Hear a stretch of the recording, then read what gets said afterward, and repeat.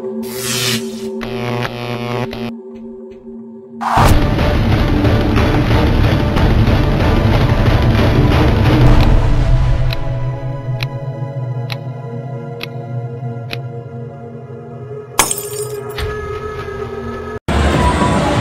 allora, vedo già all'orizzonte il primo carro allegorico.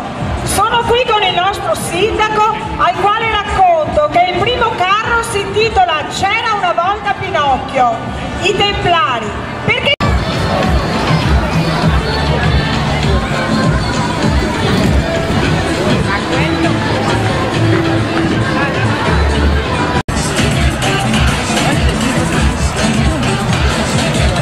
Eccolo Carlo, il tuo vice sindaco, nonché membro del consiglio dell'associazione Prosecile. Sai che io mi vanto sempre di averti tra di noi. Alessandro Gasparotto, guarda, arrivi prima del primo carro, il tuo saluto.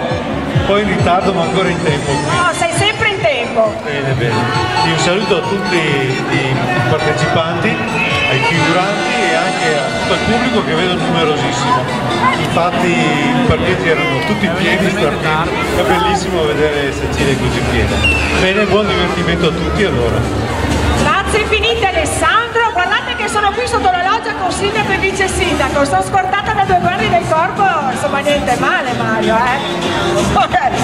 Eccola, bravissimi. Allora, pensate che questo primo carro allegorico è